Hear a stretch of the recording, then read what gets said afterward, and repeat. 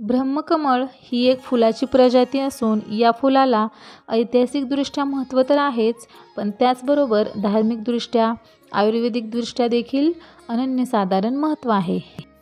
पार्वती मातेच्या विनंतीवरूनच ब्रह्मकमळाची निर्मिती झाली होती, असे शिवपुराणात म्हटले गेलेले आहे.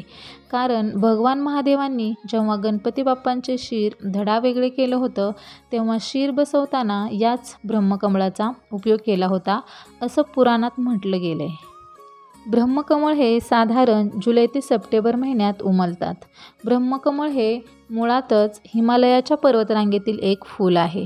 उमलताना या फुलामध्ये महादेवाच्या पिंडीसारखा आकार दिसतो. ब्रह्मकमळ या फुलाचा सुगंध अनुभवण्यासाठी आपल्याला वर्षभर वाट बघावी लागते. कारण इतर फुलांप्रमाणे हे फूल आपल्याला बाजारात सहज उपलब्ध होत नाही. ब्रह्मकमळ हे महादेवाच्या पिंडीला भक्तिभावाने अर्पण करतात. असं म्हणतात, हे फूल विकलं जात नाही किंवा खरेदीही केलं जात नाही. धार्मिकदृष्ट्या हे फूल भगवान विष्णू यांच्या नाभीपासून तयार झालेले आहे. त्यावर ब्रह्म विराजमान आहेत. या फुलाचे वैशिष्ट्य म्हणजे हे फूल रात्री उमलतं. हे फूल आपल्या मुख्य दरवाजावर लावावं, त्यामुळे आपल्या घरामध्ये वाईट शक्तींचा प्रवेश होत नाही. त्याचबरोबर घरातले वास्तुदोषही दूर होतात. ब्रह्मकमळ हे उमललं की त्या रोपट्याची किंवा त्या फुलाची पूजा केली जाते. हळदी कुंकू, फुलं, तांदूळ वाहून या रोपट्याची पूजा केली जाते. तसेच निरांजन लावून ओवाळलं देखील जातं. या फुलाची पूजा करूनच हे फूल तोडावं. हे फूल तोडून मग आपल्या देवघरात देवाला अर्पण केलं जातं. ब्रह्मकमळ हे फूल खूप पवित्र फूल आहे. ज्यांच्या दारामध्ये ही फुलं उमलतात ती लोक भाग्यशाली म्हटली पाहिजेत. भगवान ब्रह्मदेवांचा आशीर्वाद त्या लोकांवर आहे असं समजलं जातं. ब्रह्मकमळ हे फूल दिसायला आकर्षक आणि सुंदर असतं. वास्तुशास्त्रानुसार ब्रह्मकमळ वनस्पती आनंद, नशीब व समृद्धी आकर्षित करते. व्यक्तीच्या जीवनात मानसिक संतुलन राखते.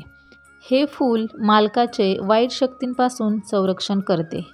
ब्रह्मदेव आणि भगवान श्रीहरी विष्णू या फुलाच्या आतमध्ये राहतात असं मानलं जातं.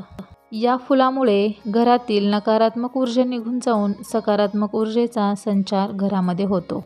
वास्तुशास्त्रानुसार ज्या घरात ब्रह्मकमळ असतं तिथे सुख, शांती, समृद्धी, सौभाग्य, आरोग्य हे तर राहतेच, पण त्याबरोबरच घरामधील वातावरणसुद्धा पवित्र राहते. याच कारणामुळे ब्रह्मकमळ हे फूल खूप पवित्र मानले जाते. हे ब्रह्मकमळाचे झाड उगवण्यासाठी खूप सोपी पद्धत आहे. या झाडाचे पान तोडून आणले आणि ते आपल्या कुंडीत लावले की लगेचच त्याचे झाड तयार होते. आणि या झाडाला कळ्या देखील पानालाच लागलेल्या असतात. तुम्ही या व्हिडिओमध्ये पाहू शकता, या ज्या दिसत आहेत त्या कळ्या आहेत आणि त्या झाडाच्या पानाला लागलेल्या आहेत. हेच या झाडाचे वैशिष्ट्य आहे. हे झाड पानापासूनच तयार होते आणि कळ्या देखील पानालाच लागतात. ब्रह्मकमळ हे फूल औषधीदृष्ट्या सुद्धा खूप महत्त्वाचे फूल आहे. हे फूल सुकवून कॅन्सरवर सुद्धा औषधी बनवली गेलेली आहेत. ज्यांना युरिन इन्फेक्शनचा त्रास आहे त्यांच्यासाठी सुद्धा ही वनस्पती खूप उपयुक्त आहे. जखमेवर या पानाचा रस लावला तर जखम लवकर बरी होते.